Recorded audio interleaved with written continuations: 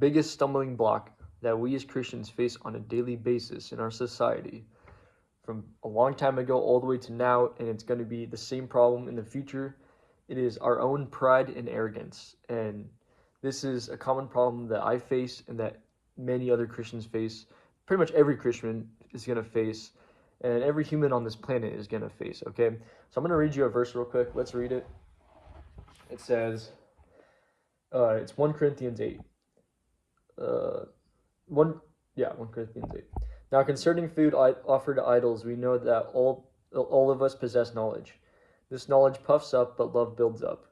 If anyone imagines that he knows something, he does not yet know as he ought to know. But if anyone loves God, he is known by God. Okay, so let's stop there. So, knowledge puffeth up. Knowledge puffs up.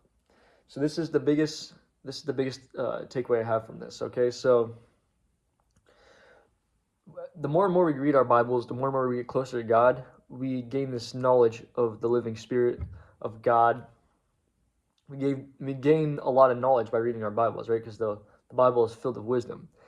Now, there is a danger that comes with this that we have to keep in check, is our arrogance, okay? Because we as Christians, the more and more wiser we get, we're going to also get more arrogant. Because why?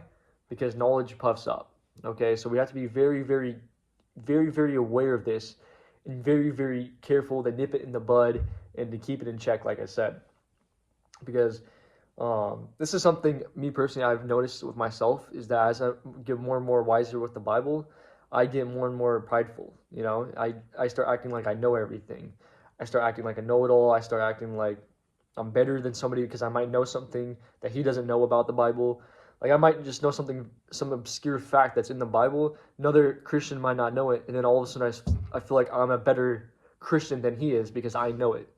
That is just a horrible mindset to have, and it's straight up arrogancy. And luckily God has shown me to keep that in check, and God has humbled me in other ways to remind myself that I'm not great. You know what I'm saying?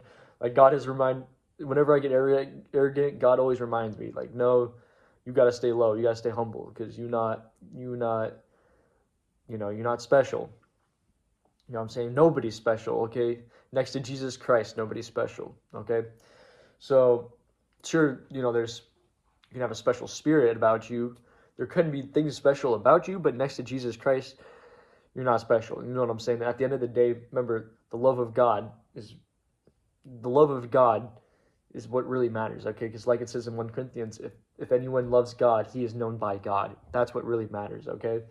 And we know that love builds up. That's what it said too. Love builds up.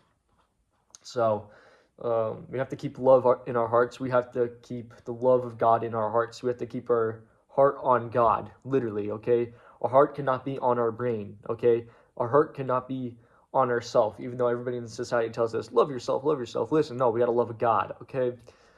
Loving God, if we love God, God will love us, and that's what matters. You know, another thing, too, I want to mention is King Solomon, right? King Solomon, he was the wisest man in the Bible, right? Besides Jesus Christ, of course. But King Solomon was extremely wise. I mean, people would come across nations just to hear him speak. Like people from Egypt, women from Egypt would come all the way down to Israel just to listen to him speak, just to gain wisdom from him, right? He was so wise, but guess what? He got so wise that he got arrogant. He thought he was untouchable. He thought he was invincible because he was just so wise, right? Well, we all know that Solomon slept with over 1,000 women, okay? And eventually that was his downfall, okay? Because he was so focused on these women that he lost focus on God, and then he started worshiping other idols, right? And then God left him, okay? God left him, and we know because of this, God ended up taking the nation away from Solomon's son, Rehoboam. So even though Solomon didn't see the consequences exactly in his lifetime, his son saw the consequences, and yeah. So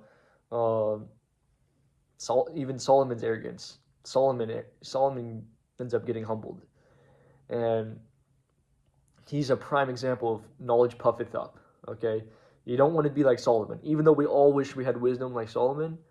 We don't want to we don't want to be arrogant like Solomon was arrogant. Okay, because that's the dangers of wisdom. We gotta remain humble. It's okay to have knowledge, but you gotta keep God's love in your heart. Okay, you gotta keep your heart on God. Okay, it's okay to have knowledge. Like I said, okay to have knowledge, but you gotta be very, very self-aware that you don't puff up. Okay, that's my message for today. I hope y'all enjoyed. Peace, y'all.